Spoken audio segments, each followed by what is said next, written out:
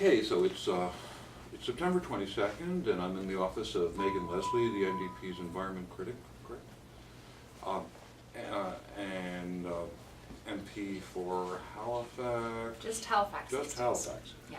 Okay, and we're tell us a bit first of all, Megan, where you come from in terms of politics, how you got into the political business, and a little bit about your professional background, please.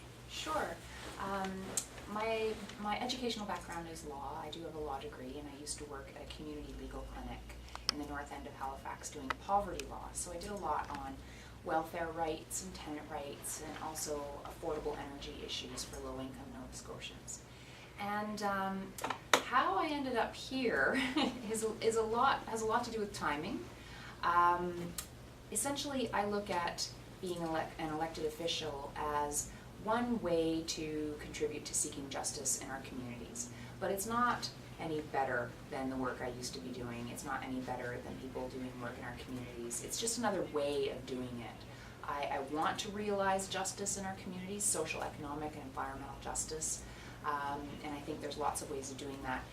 Timing-wise,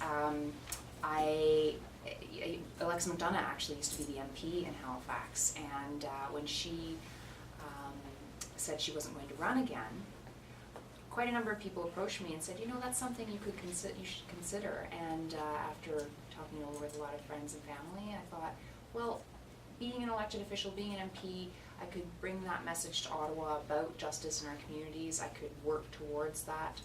I see it very much, it's the same kind of decision as the decision I made to go to law school. I thought law would be a good tool. Having a law degree would be a great tool for seeking justice.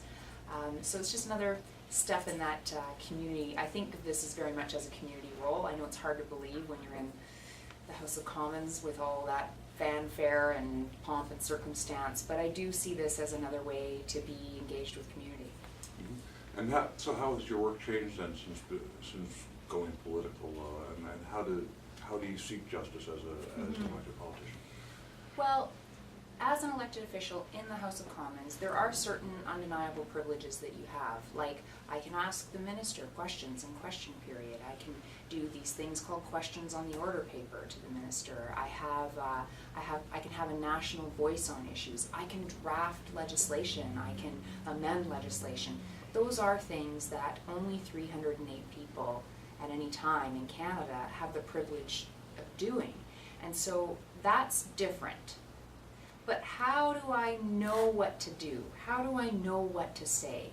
How do I come up with good ideas? Well, that's actually exactly the same as my old job working in community. You need to be surrounded by community to know what the issues are, to know where the gaps are, to know what some of the really good ideas are that have worked, maybe only in just small, tiny jurisdictions. Jurisdiction's the wrong word, maybe even just in a little community center. But you see these things that work and you think, okay, how do I make this a federal issue? How do I capture this idea and bring it to the national stage? So in some ways my work has changed a lot. I wear suits a lot more, for example, but in other ways it hasn't. In other ways it is very much the same as what I used to do, trying to bring attention to important issues facing our communities and working with community to do that. How do you stay connected? It can be tough because I think people see this role as something a little untouchable, something a little at arm's length that they can't quite get to.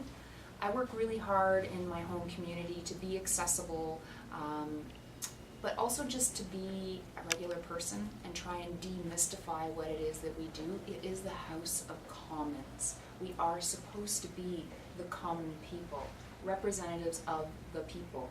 We are farmers and fishers and teachers and doctors and lawyers and accountants and high school dropouts. We are just like the community. So it can be challenging because I think people want to set up those barriers, but I think that you can actively work to try and take down those barriers and say, no, see, I need you. I need to know what's going on in community. I need to know where the gaps are and what we should be doing. So I think you can be proactive in that way.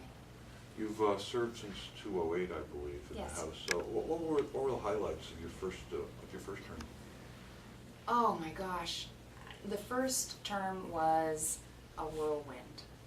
I arrived, there was an attempt at a coalition, there was a prorogation, all of that happened, and I didn't even have an office or pens or it was such a whirlwind. And then, just being thrown into it. So for my first year, if I'm being really open, the highlight was getting through it. It was a roller coaster. But we've seen some real amazing successes in terms of being able to shape legislation, in terms of being able to say, no way, not on our watch, to some bad pieces of legislation, and encouraging good legislation, amending some legislation. And we have had some real successes in getting some issues on the table. In terms of your own personal work? In terms of my own personal work, actually I've taken over, because I am so new, and it's a long process here. It takes a while to get things done here, but they do get done. I've had the opportunity to take over some pieces from other MPs. So for example, Judy Washalisa-Lease was the health critic before me, and she had this amazing piece of legislation that was around, it's just a small example, but around candy flavored tobacco products. And it was actually a group of kids who went to her and said, these things are targeted to us, but tobacco or cancer isn't supposed to come in candy flavors. And they said, we need to stop our friends from having access to peach and bubblegum and watermelon and strawberry flavored tobacco, because this is what gets our friends hooked on tobacco. So it was their idea. She drafted a private member's bill. She pushed it. She held a press conference with these kids, brought the message around Canada, got other stakeholders involved, like Physicians for Smoke-Free Canada, for example. And then eventually the government said to Judy, if you take down your bill, because you can't have two bills on the same thing, if you withdraw yours, we'll implement it. What a huge, huge victory. It's a small example, but a huge victory. Now, so I was there when that happened, but then I had the honor of being able to pick up that torch, because there were some pieces left out. Sometimes you make compromises to get something good happening. So there were some pieces left out, and I've been able to connect with those youth and talk about, okay, so how do we now push those pieces that we're still waiting for? So that was a great example for me to see right away when I got elected. It passed pretty soon after I arrived here, because it reinforced for me my hope that you can take what community is doing and actually see legislative change out of it. Mm-hmm. Now you're environment critic, which doesn't draw too much as far as I can see on your professional experience. How do you feel? It's a big portfolio and a hugely important one. How was that adjustment? Or how is it going on?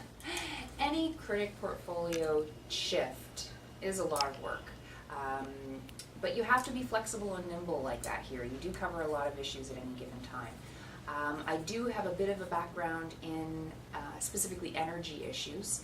I did a lot of work on energy issues at the Energy Tribunal back home in Nova Scotia, and the link between environment and low income. So it's not that much of a stretch for me, but again, any shift means like you really got to ramp up. So what does somebody do? Well, you call the people who are in the know. You call the experts. We're not supposed to be experts. We're supposed to be legislators. We're supposed to draw on the expertise of other people. So I've had a wonderful summer meeting with different organizations, meeting with different citizen alliances and environmental NGOs to figure out, well, what is the lay of the land on this? What is happening? Who are the experts we should be talking to? And that's really helped me in being able to get a handle on the portfolio.